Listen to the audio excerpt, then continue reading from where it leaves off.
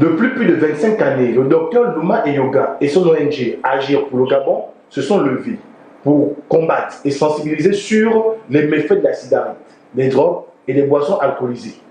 Le 1er juin 2020, ce combat a pris une ampleur avec l'ouverture d'une clinique pour les toxicomanes. Pour en savoir plus et les motivations de cette initiative, nous recevons le président de l'ONG Agir pour le Gabon à la personne du docteur Louma Eyoga. Docteur, bonjour. Bonjour, monsieur.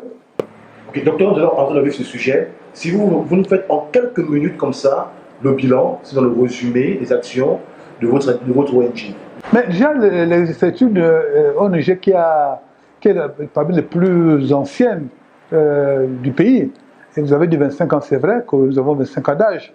Et je pense que vous avez vu notre activité abondante sur le terrain, en milieu scolaire, en milieu jeune, en milieu de travail, dans les campagnes, en milieu professionnel.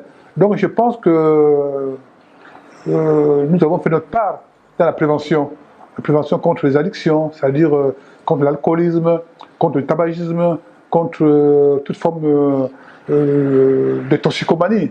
Donc franchement, notre bilan est largement positif, malgré le manque de moyens, parce que je vais aussi vous dire qu'en 25 ans d'existence, nous n'avons eu aucune contribution de l'État gabonais.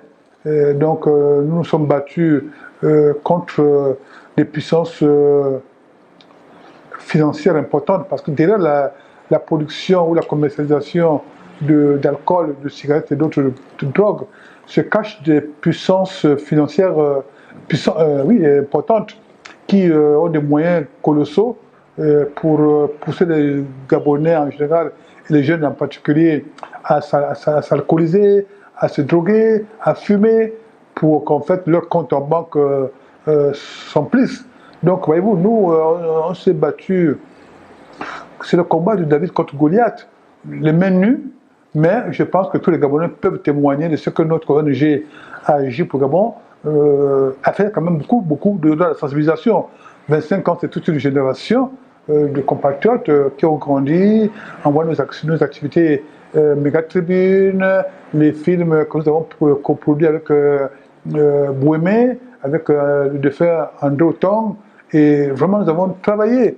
Et tout ce que nous faisions, c'était pour la sensibilisation, pour qu'il y ait une plus de conscience de ce que ces fléaux qui ont pour nom tabagisme, alcoolisme, jeu compulsif, drogue illicite, cobolo, sont nuisibles à notre vivre ensemble, sont nuisibles à l'épanouissement des Gabonais, et des jeunes en particulier, sont nuisibles à l'économie du pays.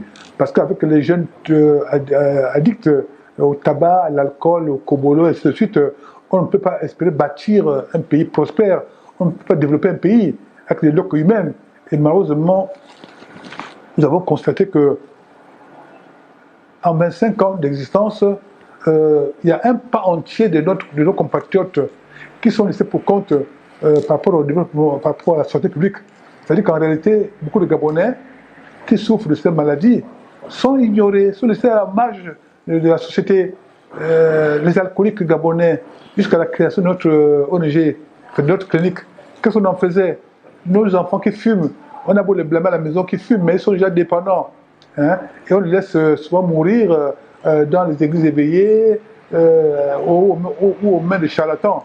Donc voilà un peu par rapport à nos préoccupations. C'est-à-dire que la santé pour tous, au-delà du slogan, ça doit être une réalité. Mais malheureusement, il y a un manque de volonté politique. Et sans volonté politique, on ne peut pas réussir à faire de grandes choses. Et nous avons remarqué que par rapport à l'autre pandémie du VIH-Sida, il a fallu que l'ex-première dame, Madame Edith Lucie Bongo Ndjimba, prenne après le corps cette thématique en face à un cheval de bataille et un fond politique, qu'il y a eu des avancées. On a eu les CTA, les centres de traitement ambulatoire qui ont été créés ici et là. Et la séroprévalence a chuté. Nous avons vu les prix des antirétroviraux diminuer jusqu'à la gratuité. Vous Voyez-vous, il a fallu que la première dame qu'il y ait une volonté politique. Donc si chaque fois, pour qu'on ait des avancées sur certaines pandémies, qu'une première dame en fasse son cheval de bataille, voyez-vous, c'est pas normal. Il faut que l'État gabonais puisse comprendre que, bien sûr que nous avons beaucoup d'urgence, mais là, les fléaux que je vais énumérer tantôt sont des fléaux mondiaux qui détruisent les pays, les fléaux de la drogue. De la drogue finance les guerres.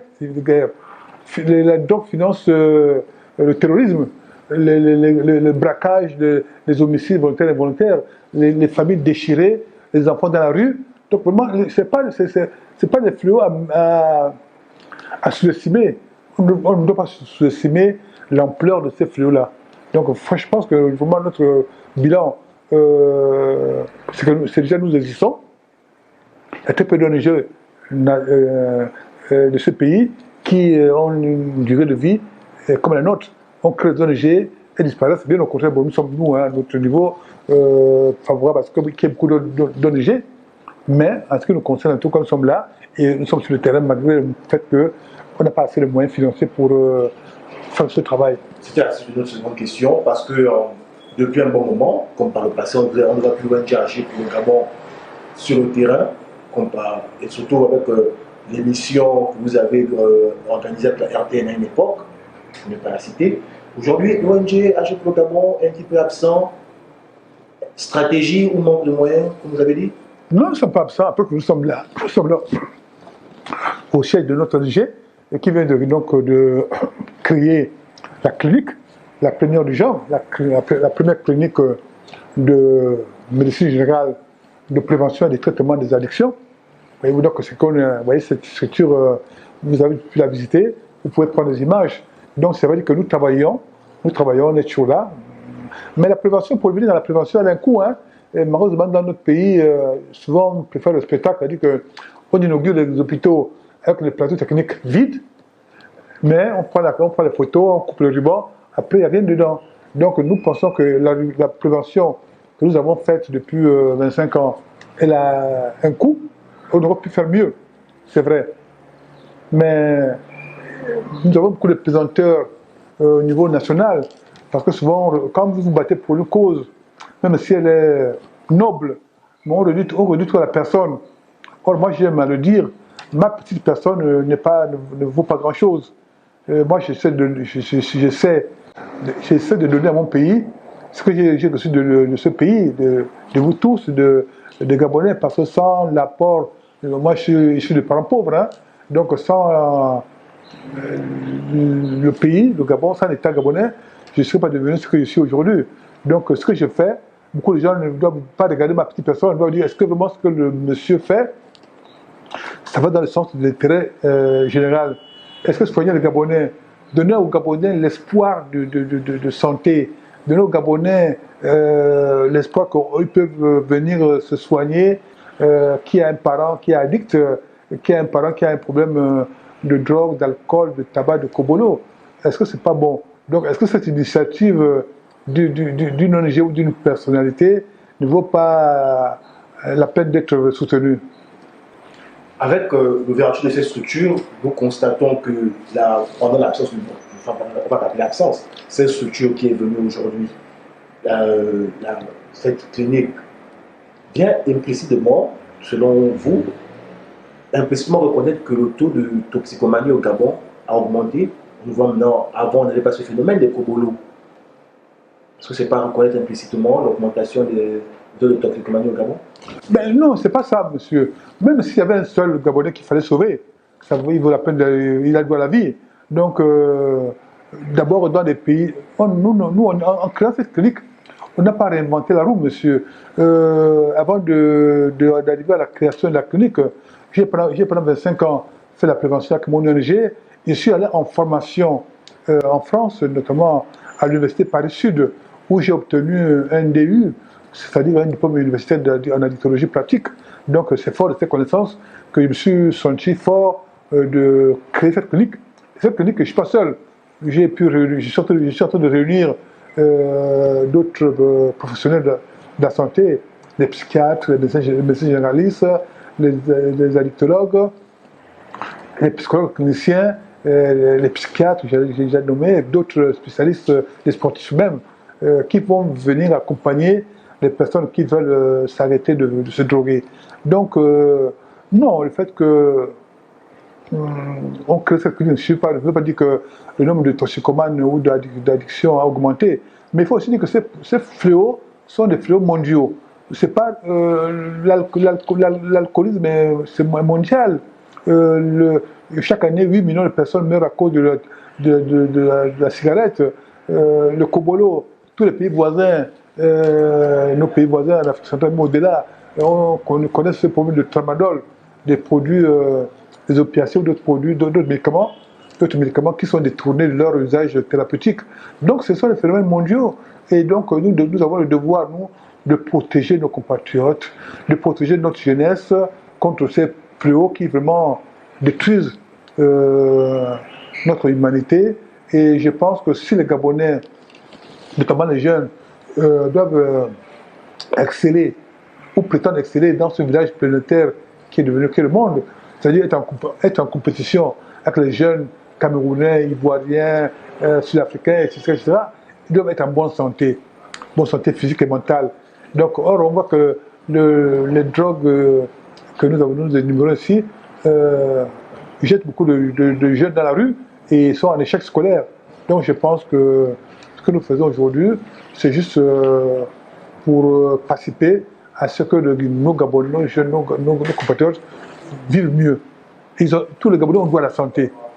Malheureusement, notre système de santé publique met en marche, je souligne, beaucoup, un pas entier, et nous devons avoir honte. Quand nous voyons nos parents, nos oncles, nos tantes déambuler nus en tenue dans les Èves, on se détourne le visage. On fait comme l'autruche qui, devant la vérité, cache le visage ailleurs. Or, la plupart de ces malades mentaux que nous voyons déambuler sont issus du monde de la drogue, malheureusement. Et quand fait l'État gabonais, que faisons-nous? Que faisons-nous?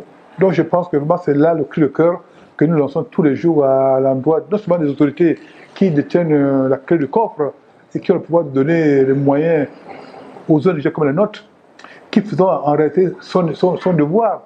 Parce qu'une ONG essaie de faire ce que l'État ne peut pas faire tout seul. Tirer la sonnette d'alarme, dire au gouverneur qu'attention, nous sommes là pour vous aider dans vos missions régaliennes. Et donc, aidez-nous à vous aider. Une victoire, vous l'avez eue, pas des moindres.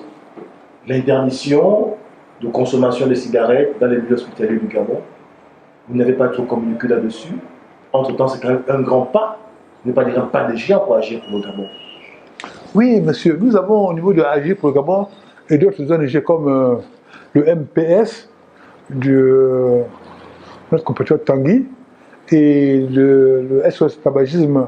Nous avons essayé, avec l'aide de l'OMS, de nous battre pour que le Gabon ait une loi anti-tabac.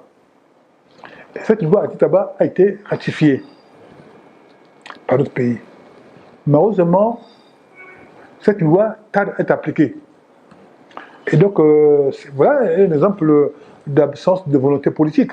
Parce que ce n'est pas normal que la loi existe et qu'elle ne soit pas appliquée.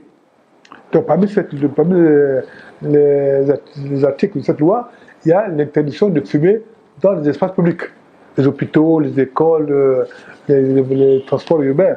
Donc, c'est une victoire, mais bon, une victoire qui n'est pas encore totale, parce que tant que la loi ne sera pas appliquée, tant que derrière ce refus d'application de la loi par les autorités, il y a certainement des lobbies puissants, des lobbies de l'industrie du tabac qui freinent, qui font tout pour que cette loi ne soit pas appliquée. Mais nous continuerons le combat pour que cette loi, qui doit protéger les Gabonais contre le tabagisme passif, contre le dérive lié au tabac, qui protégerait aussi nos enfants, nos petits frères. Donc c'est un combat qui doit dépasser le cadre des ONG. Quand je vais aujourd'hui, bon, les gens qui pourfendent la loi qui dépénalise l'homosexualité, mais aussi d'autres combats qu'il faut mener, hein, parmi lesquels se battre pour que les ONG comme les nôtres aient des moyens de travailler, que les compatriotes qui sont toxicomanes puissent être soignés correctement. Ouais, donc il y a d'autres combats à mener. Voilà. Au lieu de vouloir se battre pour faire la peau à des compatriotes qui ont des pratiques sexuelles qui ne sont pas conformes au vote. La santé a un coût. On pourra voir, comme ce n'est pas un secret, le coût de la consultation dans votre clinique. Mais le coût de la consultation dépend de la pathologie. Nous avons la médecine générale, et quand vous venez, vous prenez rendez-vous. Si c'est pour la médecine générale, nous avons deux médecins qui sont là. Même si c'est pour la toxicomanie, il faut voir le médecin généraliste. D'abord l'infirmière d'État, le médecin généraliste. Vous avez donc le médecin généraliste qui va vous orienter vers l'addictologue. Ça peut être aussi d'abord... parce que souvent, ce qu'il faut vous dire, c'est que souvent il y a des comorbidités. Des comorbidités psychiatriques où il y a des co-addictions. Il y a l'addiction au tabac. Il y en a des gens qui fument, qui boivent. Ou qui boivent, qui ont des jeux compulsifs comme addiction. Donc il y a des comorbidités ou des co-addictions. Donc selon le cas, on va vous dire s'il faut aller d'abord chez le psychiatre ou chez l'addictologue ou passer par le psychologue clinicien ou la psychanalyste. Donc voyez-vous, non. Après, d'abord, avant tout cela, il y a des examens biologiques et cliniques qui doivent être faits pour voir un peu l'ampleur des dégâts occasionnés par l'addiction. Donc on peut pas comme ça dire quand même une consultation comme ça, il faut que vous preniez rendez-vous auprès de nos infirmières d'État, ils vous diront concrètement ce qu'il faut faire. Et la durée du traitement, on a un toxicomane. Mais écoutez, vous le gardez ici ou bien vous partez chez eux? Nous avons plusieurs formes il y a les traitements en ambulatoire, il y a les hospitalisations, et on va aussi associer l'hôpital du jour. Vous venez le matin, à 8h, vous rentrez chez vous à 17h. Donc tout ça, ça dépend du cas. Donc vous savez, puis ce qu'il faut dire, la durée du traitement, nous accompagnons les patients, et ça peut faire 1 an ou plus, parce qu'après le sévrage, il y a la post-cure, et puis il y a aussi des groupes de parole. Les groupes de parole, c'est-à-dire que les anciens addicts vont rencontrer les nouveaux pour échanger, mais parfois avec les parents de toxicomanes, pour expliquer, pour témoigner, pour aider les autres qui ont de la peine à comprendre que être addict n'est pas une maladie honteuse. L'addiction n'est pas une maladie honteuse. Il y a des causes profondes qui font que telle personne soit facilement addict et pas une autre. Nous ne sommes pas égaux face à la maladie addictive. Donc c'est pourquoi il y aura même les séances de sport, du yoga et d'autres structures, des structures, comment dire ça, socio-éducatives qui vont être là pour accompagner les jeux, pour la socialisation des personnes qui étaient longtemps marginalisées. Donc les ateliers d'écriture, de jeux, de peinture pour aider. Donc vraiment c'est un champ vaste. Donc en général, après le traitement, les gens doivent poursuivre parce qu'il y a souvent des rechutes. Il y a des gens qui ont arrêté de se droguer pendant X temps, qui à un moment donné pour une autre rechute. Donc ils doivent soit être en relation avec leur addictologue ou leur psychologue, leur psychiatre, pour vraiment ne pas rechuter. La clinique Alia Ezeda Luma et Yoga est bien ouverte, est bien opérationnelle. Elle n'attend que vous, chers compatriotes. Elle n'attend que vous, chers frères, chères sœurs. Car commencer, c'est dangereux. Mais quand on a commencé, vaut mieux. Venez nous référer chez le docteur Luma pour sortir de là et vivre heureux. La pandémie à coronavirus n'a pas fini de faire des cas au Gabon. Pour ce faire, respectons les mesures barrières. Lavons-nous les mains à tout moment. Merci et à très bientôt.